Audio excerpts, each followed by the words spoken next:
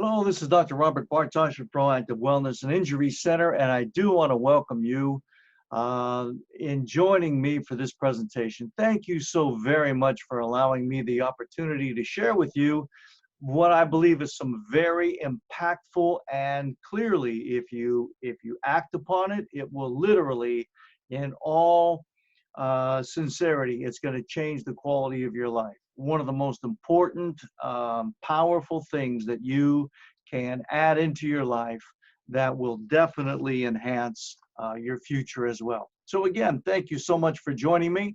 Dr. Robert Bartosh here, Proactive Wellness and Injury Center. So without any further ado, let's go ahead and get started, all right? So we're going to talk then about fasting and how to safely add fasting to your busy life. So let's get started.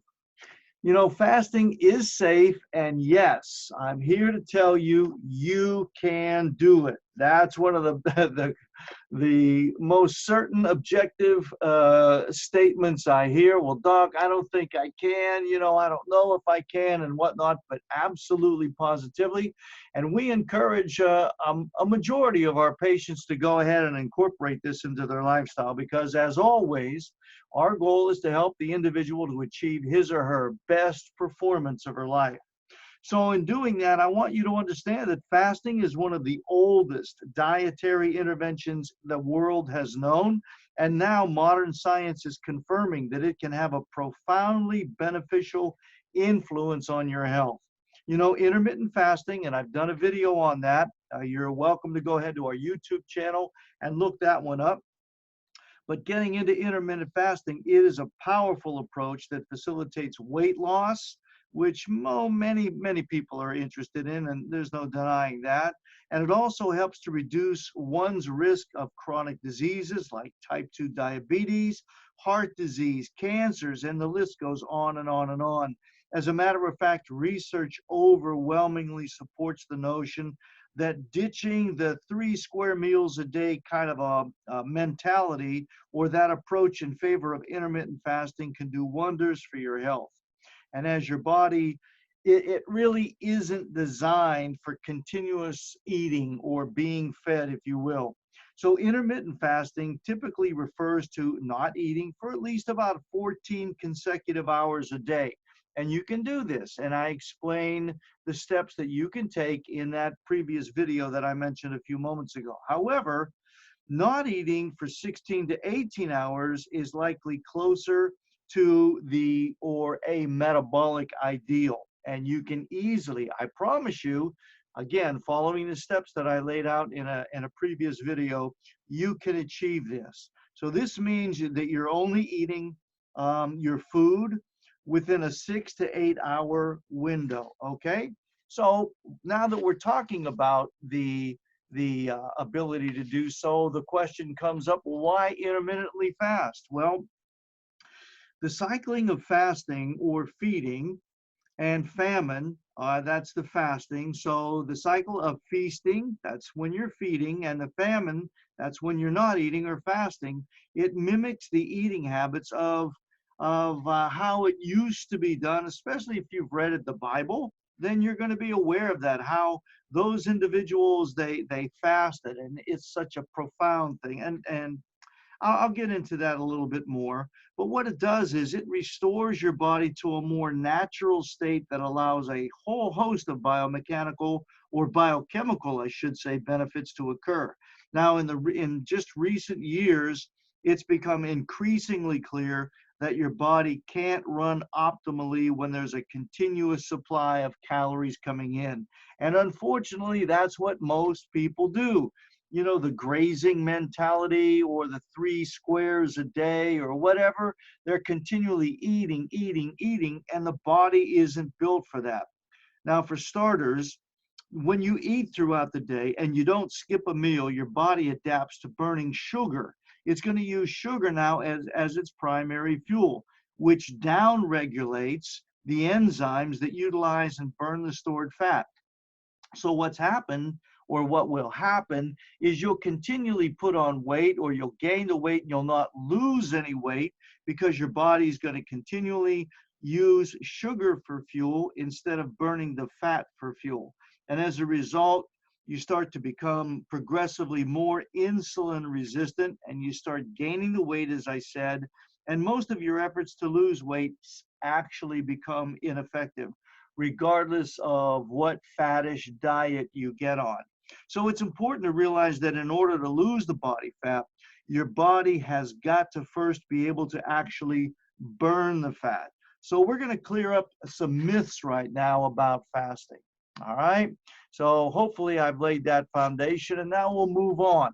We want to, one of the myths is that you're going to lose muscle.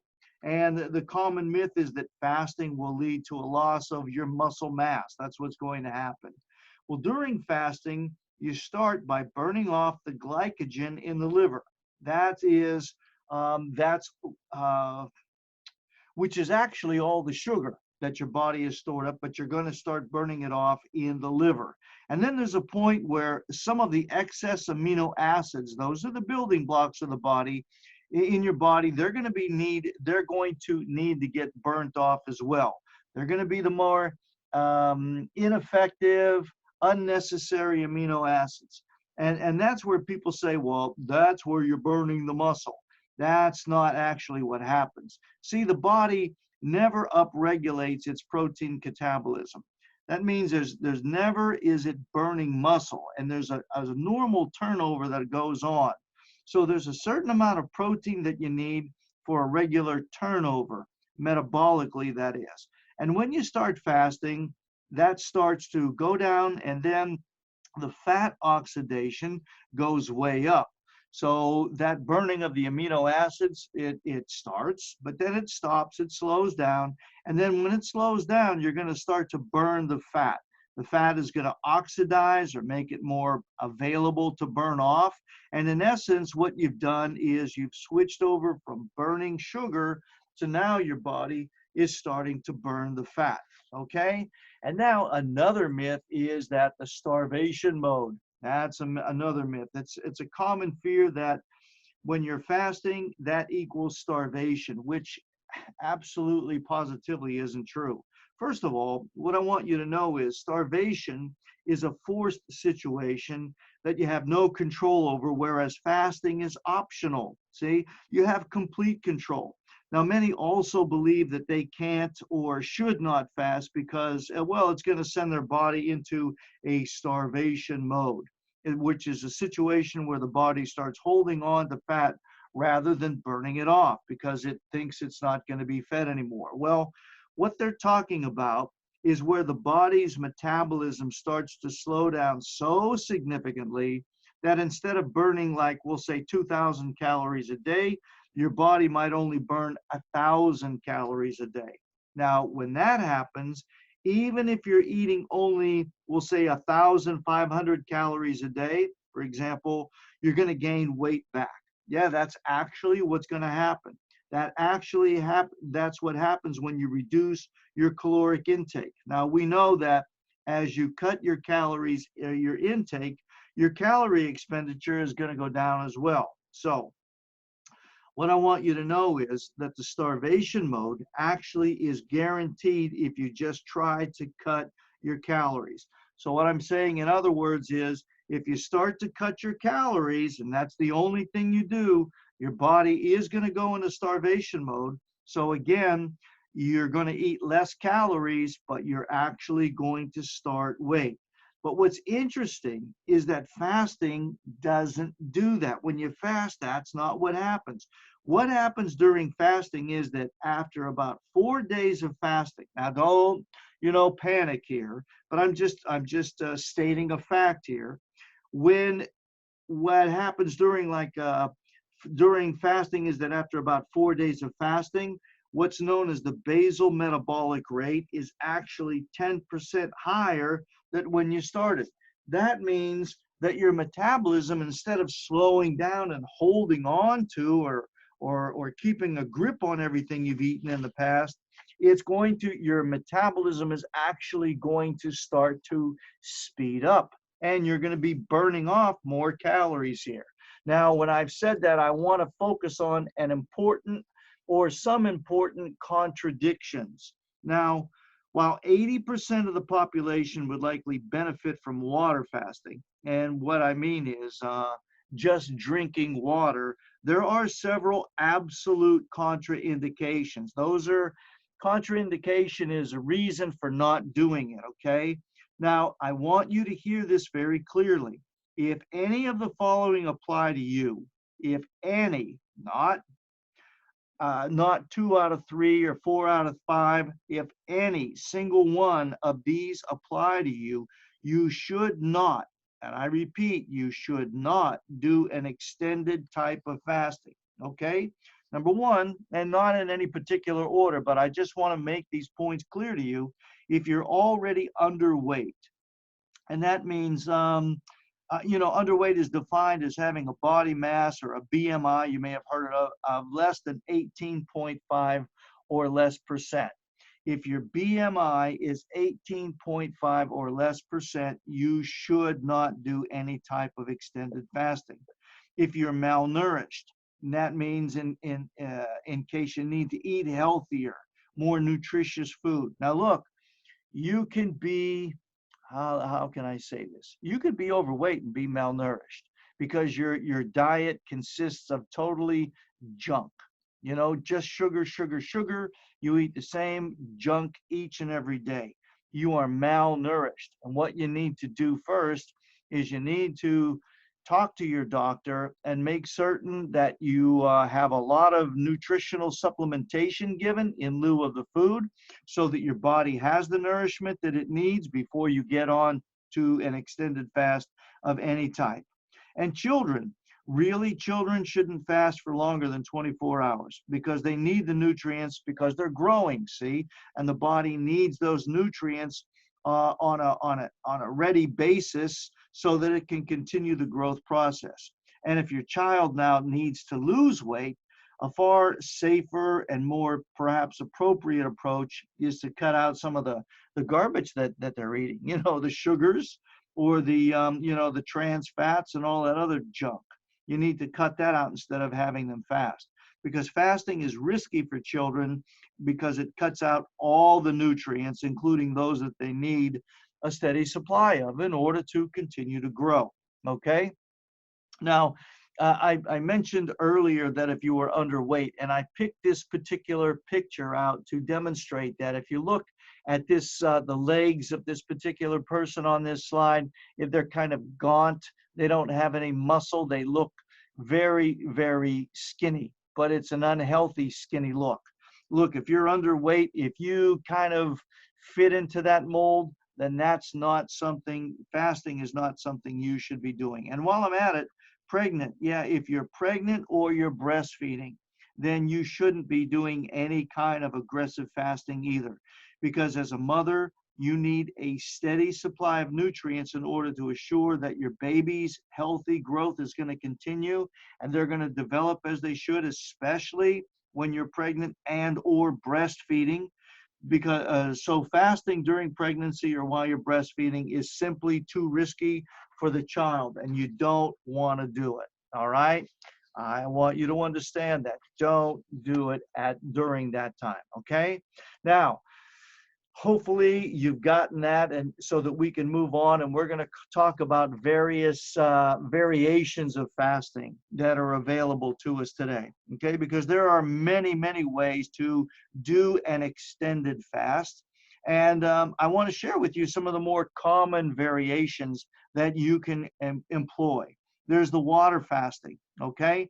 That's exactly what it sounds like. It's just that you do not eat, you only drink water, and you do it maybe for a day, 2 days, or several days in a row, but typically no less than 24 hours. But remember, you've got to drink water. Water is critically important because while you're fasting, your body is going to be it's going to be doing some remarkable things, of which I'm not going to discuss right now, not in this particular presentation, but just suffice it to say, it's going to be doing a lot of house cleaning. Your body's going to be getting rid of a lot of junk that it's held on to. So it's going to be necessary that you have the water in order to aid the lymphatic system to clear out the garbage that the body's dumping, and also to absorb a lot of the nutrients into the cells and help them to clean themselves out as well. So really, it's very, very important that you have the water. Now, look, I want to stop here for a moment so that there's no misunderstanding. Fasting, in the strictest definition, means a total abstinence of any food. You can go ahead and drink the water. That's what fasting is. However, there's been some modifications that people are advocating, and I will share with you some of those modifications. Not that I'm saying it's the best way, and it's not fasting in the truest sense of the word. So I don't want you to misunderstand that. And for those of you that might be on or listening to this particular webinar who have read the Bible, and go to church, you may have heard of Daniel's fast. Well, there is no such thing. Daniel did not fast. He ate foods that were unpleasant. Again, fasting is a total abstinence of food source of nutrients outside of water. That's the only thing that the biblical or the strict definition of fasting is. Just drinking water, abstaining from any type of food, regardless of whether you categorize it as pleasant or unpleasant. Okay? So there is no such thing as a Daniel fast. He didn't fast. He just ate what was considered the unpleasant food to Nebuchadnezzar and the gang there. All right. So getting back to this, though, there are fasts today. There's like a water plus non-caloric beverages, and that's where on the water fast, you include maybe another non-caloric beverage like an herbal tea or a type of really pure coffee. Well, one of which is purity coffee, and you can find out more information on that on our website. But there are the herbal teas, the purity coffee, and if you drink the coffee, it's got to be without milk, without sugar, or any sweeteners, any artificial non-caloric sweeteners, anything like that. So there are people that do that, okay, and they call that a water plus non-caloric beverage fast. All right, okay. Then also what's really popular, I know a friend of mine, an acquaintance, he's very popular on the internet, and he's advocating a bone broth variation where they recommend for longer fasts, they allow you to use bone broth. And in addition to healthy fats, the bone broth also contains, lots of proteins. So I want you to know it's not really a true fast. It's not a fast. I just, I know I'm reiterating this, but I want you to understand that the nomenclature today doesn't mean what it did even a few years ago. So when they're talking about a bone broth fast, it's really not a fast. It's like I don't know. They need to come up with a better word, but it's truly not a fast. Okay. And then there's another one, and these aren't everything, but one that comes to mind is fat fasting. And what you do is you allow healthy fats during the fast in addition to the water and the non-caloric beverages. And while you probably you would need a stick of butter. You could have what my friend calls a bulletproof coffee. That's like black coffee with butter in it, or coconut oil in it, or a medium chain triglyceride, an MCT oil in it, for example.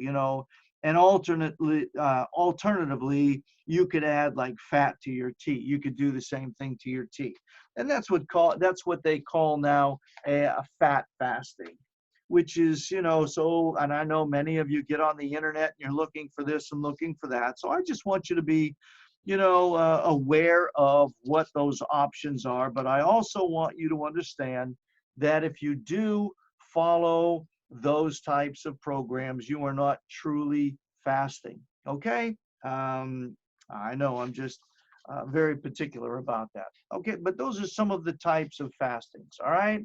And now I want to talk to you about fasting and meal timing, because that's an issue as well. Now, your body really is fearfully and wonderfully made. It's actually a marvel of ingenuity.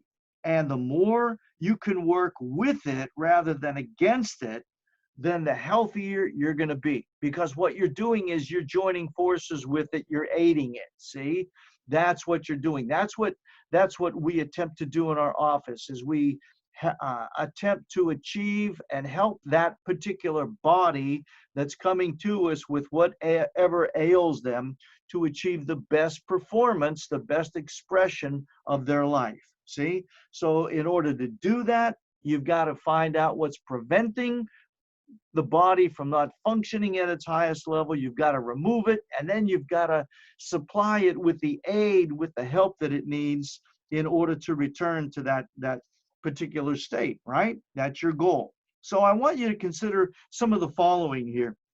Like intermittent fasting, it involves scheduling your meals in such a way that you get a period of fasting each and every day. Typically you eat all of your meals within like a 6 or 7 hour window. That's what you want to do when you intermittent fast. And many people, when they first start intermittent fasting, they decide to skip breakfast. That's great. See, you go to bed, hypothetically, we'll say that you go to sleep at we'll say 10 o'clock at night. So when you're sleeping, you're in a state of fasting. You're not eating. And then you wake up in the morning, and instead of eating at 8 o'clock in the morning, like my little clock here demonstrates, you pass that. You don't eat then, and you wait till noon. So you've got from 10 until 10 in the morning, that's 12 hours, and add 2 more. That's a 14-hour fast you just accomplished. Isn't that wonderful? See, and it's easy to do. It really, really is. And each and every one of you that's listening to this, you can do it. You can do it. That's a great starting point. So instead of eating breakfast, you just skip it and you don't eat until noon. And then you stop eating and you eat all of your meals within 6 to 7 hours. So you start eating at noon, and then your last meal you eat like at 5:30 at night, and you don't eat anymore. No snacking or anything. What you've done then is an intermittent fast, and you can do that repeatedly. Your body will love you for it. See, that's just one example of intermittent fasting. And again, you can go to the presentation I did where I focus specifically on intermittent fasting and the variations thereof. Okay. Now, when we look at the body, we can see that we understand that it's not a good idea to eat late at night, because that's when your body is readying for rest and regeneration and repair. That's what it does when you're sleeping. And if you eat close to going to sleep at night, then your body is working on digesting that food when it should be shut down, and it should be resting, it should be regenerating itself, it should be repairing itself, and it's not able to do so. So again, don't eat late at night before you're ready to go to sleep, okay? Eating in the evening creates a surplus of what's called ATP, or adenosine triphosphate, which will simply generate excessive amounts of damaging, damaging reactive oxygen in your body. It increases the oxidative stress on the body. It's another subject for another time, but just believe me when I say you don't want to do that, because you're actually burdening your body, okay? So don't eat late at night. Regardless of how hungry you are, just get through the moment, go to sleep, and you're going to be benefited for it, okay? All right. So also, now that we're on intermittent fasting, there are some considerations here, because while intermittent fasting is likely to be beneficial to most people, there are some points here that I want to go over that you want to consider. Number one, and again, not in any particular order, just as what I think about, intermittent fasting does not have to be a form of caloric restriction. See, it's not a restriction of calories. It's an abstinence of eating. That's basically what it is.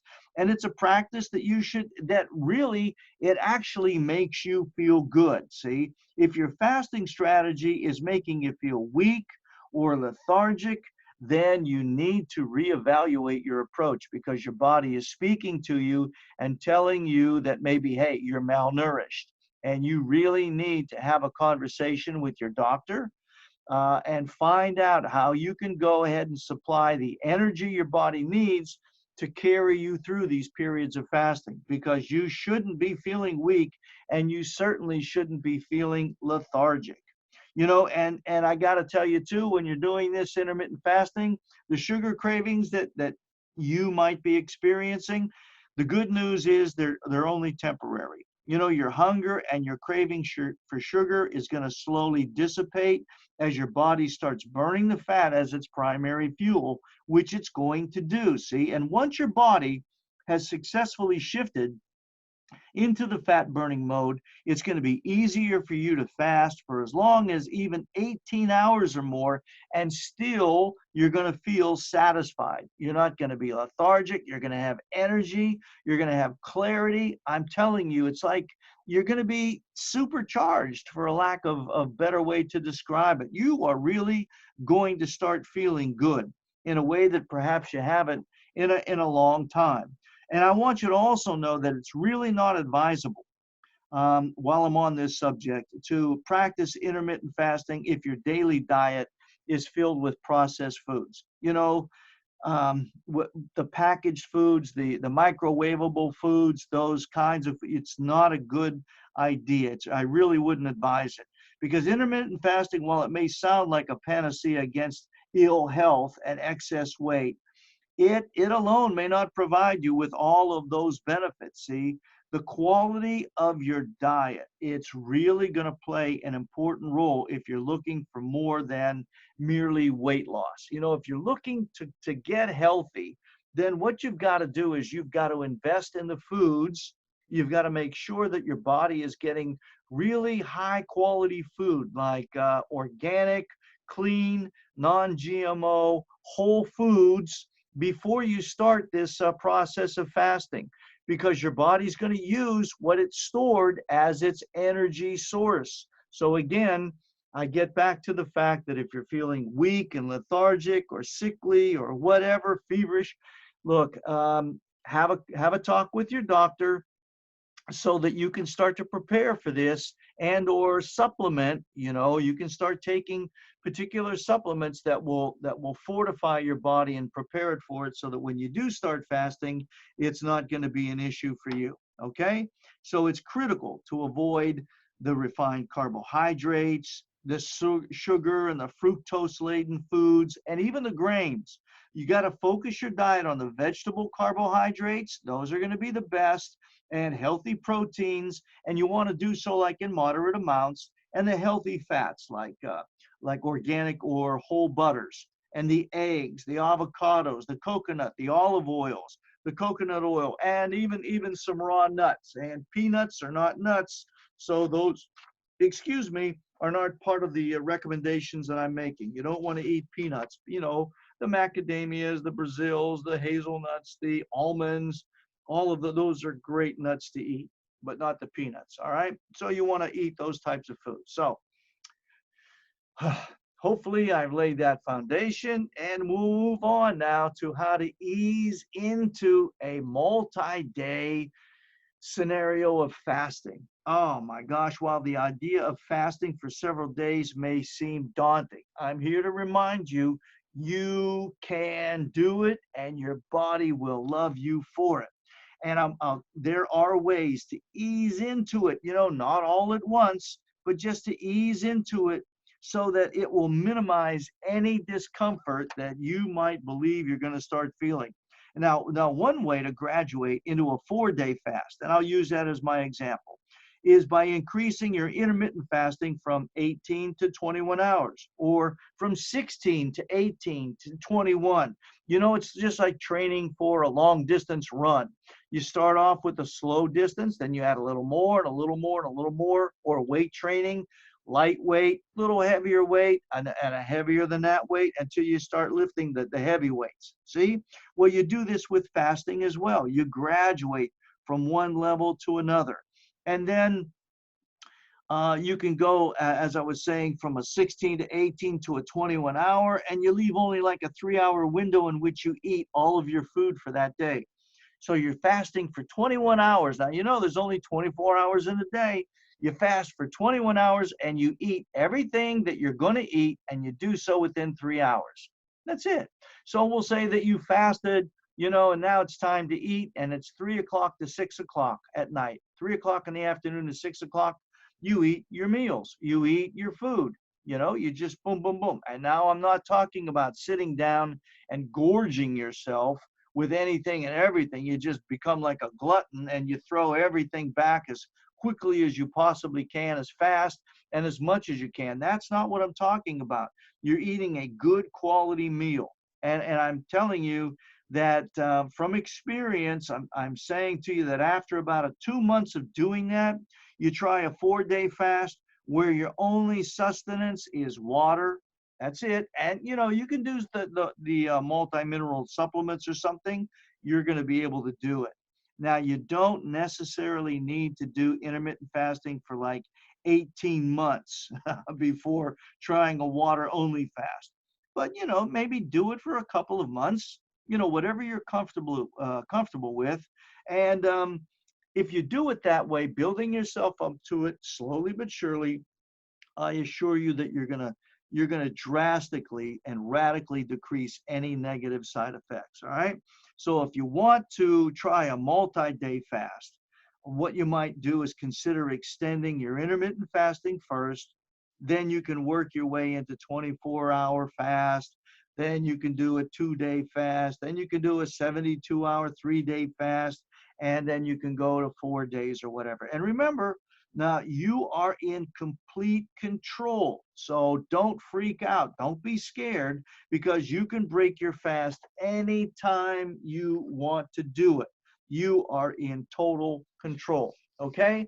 All right. So now, a powerful biohack for health and longevity. I want to share this with you here.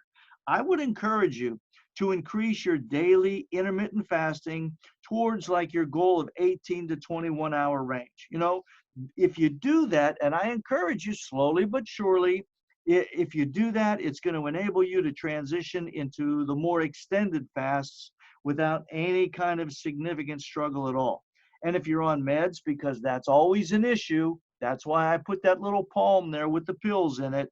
If you are on medication or you have a chronic health condition, what my strongest suggestion or recommendation to you is that you work with your treating physician to make certain that you don't complicate your situation. For example, you need to make sure that you're taking a high quality, not an over the counter, but a high quality multi-mineral supplement daily, especially if you're on meds, because every med that you're on is sucking out of your body a lot of the valuable nutrients that your body has stored for its own particular use.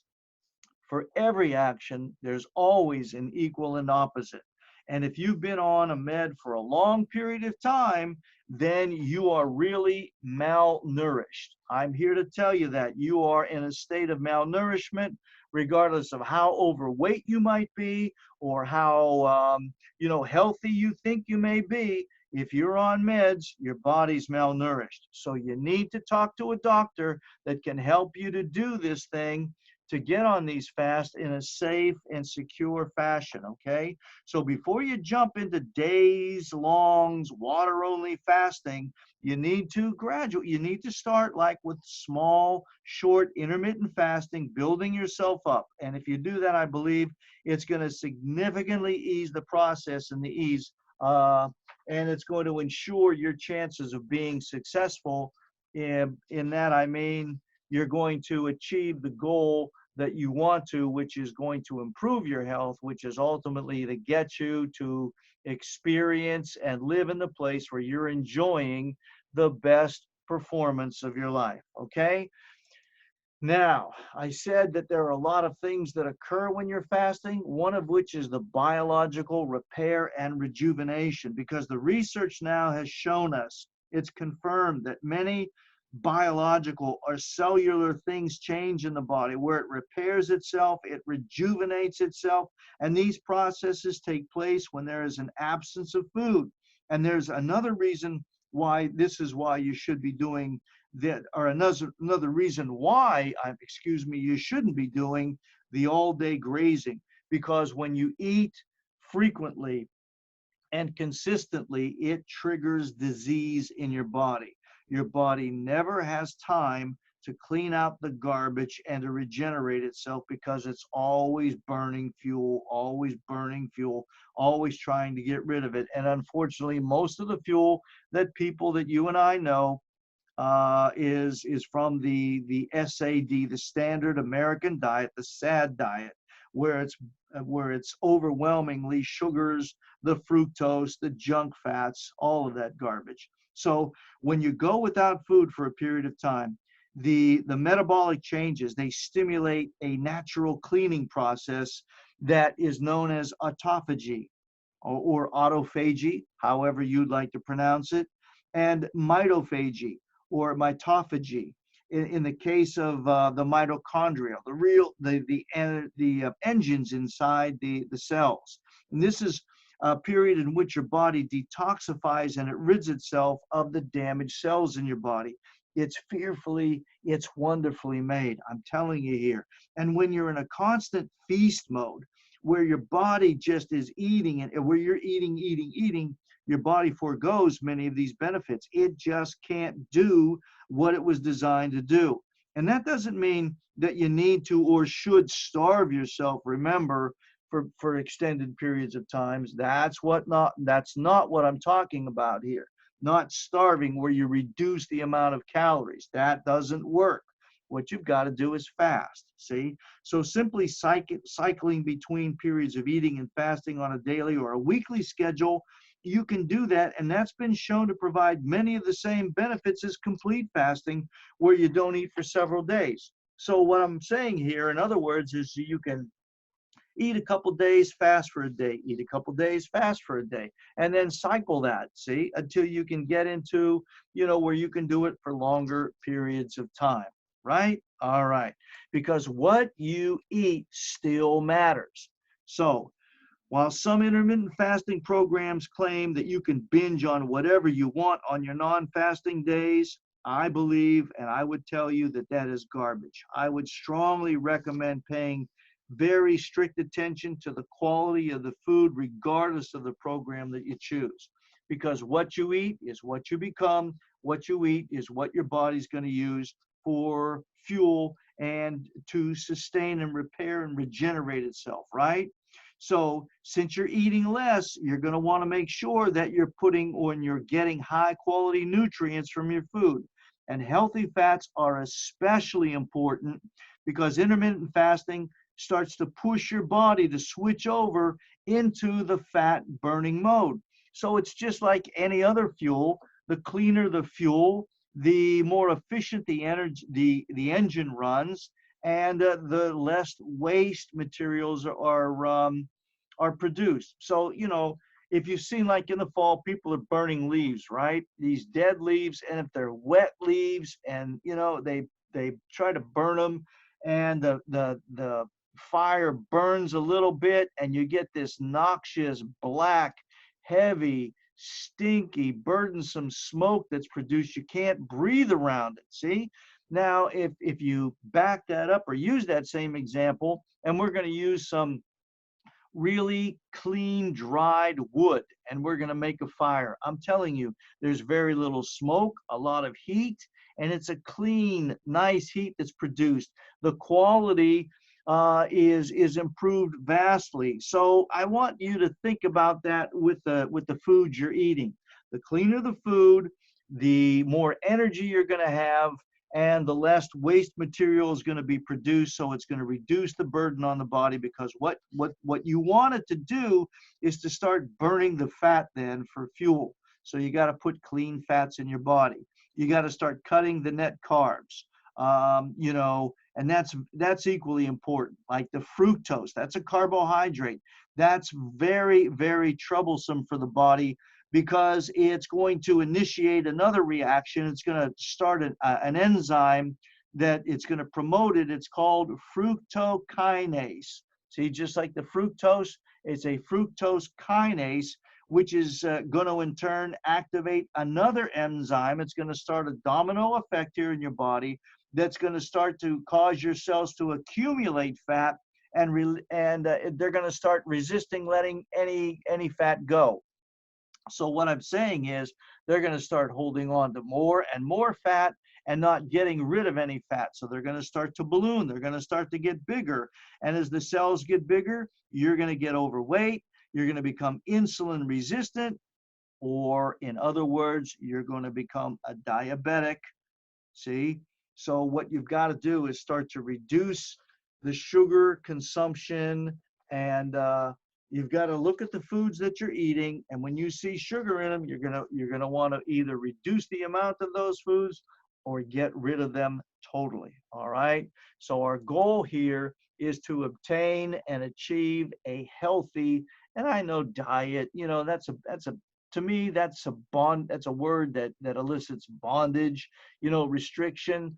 But I'd rather say, look, a healthy eating pattern, or a healthier way of eating. And as a general rule, whether you're fasting or not, and regardless of the fasting schedule you're on, if you are one, it's important to eat a diet that is high in healthy fats, because many are going to benefit from 50 to 85% of their daily calories in the form of a healthy fat, like from avocados, organic grass-fed butter, pasteurized egg yolks, or I would say the whole egg, the whole enchilada, as they say. You want to make sure that you're using coconut oil, the raw nuts like the macadamias, the pecans, the pine nuts, if you haven't eaten those before. Moderate amounts of high quality protein from like organically raised grass-fed or pastured animals. And most likely, you don't need more than 40 to 80 grams of protein a day. I mean, and let me see, you can eat as many eggs as you want. But when it comes to like meats, maybe no more than 6 ounces to 8 ounces of protein in the form of beef or turkey or chicken or fish a day. That's all you really need. It's recommended to limit the protein to that amount, each and every day. You don't want to go for a 12-ounce ribeye or a 16, whatever the size it is. Just, maybe 6, no more than 8 ounces. We'll say that. No more than, say, 8 ounces of meat a day. And you can have unrestricted amounts of fresh vegetables. Ideally, organic vegetables. That's going to be the best. But that's a really good eating habit regime. Now, if you want more information on that, I have done some presentations just like this one on the paleo diet. There's other diets. I've talked about the ketogenic. That's very fattish. I will say I'm not an advocate. You can't live in a state of ketogenesis. You can't live in ketosis all of your life, but you can bounce in and out, in and out. And if you're interested in that, I have done a presentation on that as well. Okay? All right. So now, one of the questions that I've been asked by many individuals when I've taught on fasting is, well, peak fasting, how long should I fast? Well, besides when and what to eat, we've talked about that. Another common question, as I said, it relates to duration. Just how long must you continually or intermittently fast? And while some embrace, it as a lifestyle, as it tends to be particularly true of those who restrict their daily eating to a specific window of time, it's not something that you have to do for the rest of your life. Really, you don't have to do this for the rest of your life, but it's something that you might consider doing, fasting, maybe once a month, twice a month, whatever you're comfortable with. But the point I'm trying to make is you should adopt it. You should have it, make it a part of your lifestyle. At least, as I said, at least once a month. It's going to benefit you to do it more than that, maybe twice a month, but at least once a month. You want to incorporate that into your schedule. peak fasting can be done every day rather than a few days. Done every day rather than a few days a week, right? You can do it just one day, and you can certainly cycle it on the off days or your social commitments or whatever. And the process is really, really simple. You can do an intermittent fast maybe every Monday, and then eat the rest of the week and then cycle it like once every Monday, once a week. It just depends on what your goal is, how quickly you want to achieve that goal, and how long you want to maintain that goal. Okay? So with that, I want to give you some tips here for making it through that transition period, for going in the ways that you currently are living and then introducing this into your lifestyle. Because the toughest part of any of the intermittent fasting plans is getting through the initial transition, which can take anywhere from maybe 7 to 10 days for some people. That you have that struggle, you have the sugar cravings, or the stomach is, talking out loud, and everybody within a 10 block, radius can hear your stomach growling, or, you just, every time you walk by or go into the kitchen, you swear that the refrigerator is talking to you, or you open up the cabinets and the food is saying, eat me, eat me. You go through those periods. So look, maybe it usually lasts about 7 to 10 days, maybe even longer for some people. It depends on how insulin resistant you are, if you're a pre-diabetic or diabetic. And there's other factors like your weight, your blood pressure, your cholesterol levels. And even if you're not consistent with fasting, you can wind up cheating. And I don't want you to do that. About 10% of the people, when they get into fasting, they say that they get headaches as a side effect when they first start. But the biggest complaint, I've got to tell you, in my years of experience for most of the people, has been that hunger pang. And it may be helpful to remember that part of why you're craving food is because your body hasn't yet made the switch from burning sugar into burning fat as its primary fuel. That's what you want it to do. And as long as your body is running on sugar, it's a fast burning fuel. That's what it is. It burns up real quickly. It's like newspaper. You put it in the fireplace and boom, it catches on fire and it's gone. And that's the way it is, see, in your body. Frequent, and when you have that sugar that the body is burning or using for fuel, frequent hunger pangs are going to be your norm. That's just the way it is. And fat is far more satisfying, and it's a much slower burning fuel. So remember, if you have a diet right now that's high in carbohydrates, and that's going to severely inhibit your body's ability to produce the fat or switch to the fat as an energy source, okay? So that's just where you're headed, and I want you to know that. And another factor that can trip you up during your transition period is really psychological. If you're used to grazing throughout the day, it's going to take some time for you to break the habit. And one trick, I should say, is actually to drink more water. And oftentimes people mistake that thirst for hunger. And you're hungry, where actually your body just might be thirsty. So you want to just drink more water, okay? Now, one of the benefits of intermittent fasting is that, and it has really a long list of health benefits. You're releasing ketones into your bloodstream, and that's going to help preserve your brain function, and it's going to help protect you against epileptic seizures. This is one of the things that we encourage our patients that come to us that have seizures.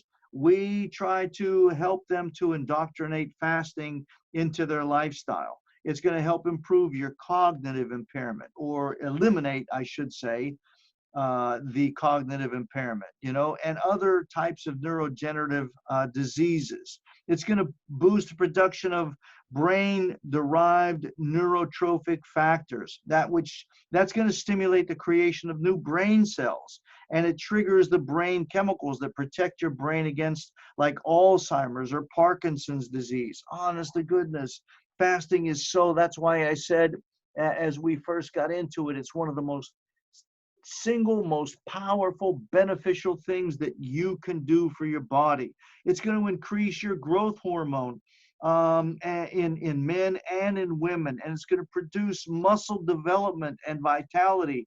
It's going to lower your insulin, which improves your insulin sensitivity.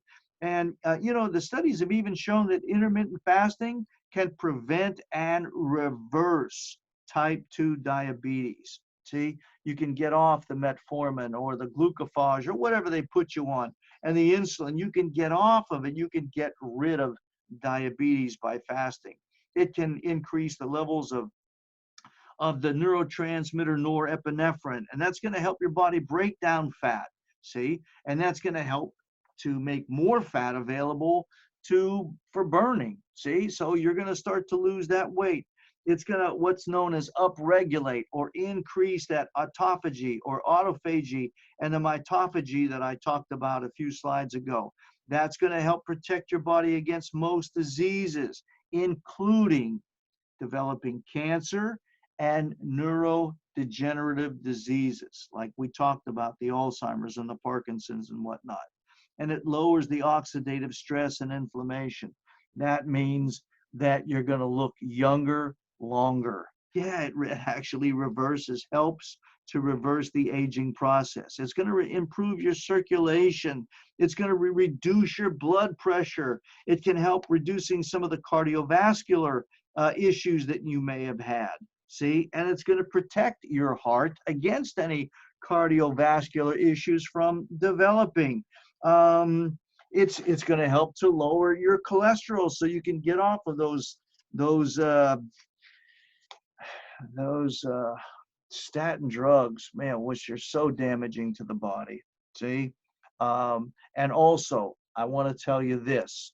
It can help aid in cancer and dementia. I mentioned that just a few moments ago, but I want to get into it just a little bit more. Besides the normalizing your weight, which most people, and I understand that, besides reducing, helping you to lose weight, intermittent fasting and fasting itself is one of the ways which you can significantly, and I don't use that word lightly, it can significantly boost or increase what's called your mitochondrial health.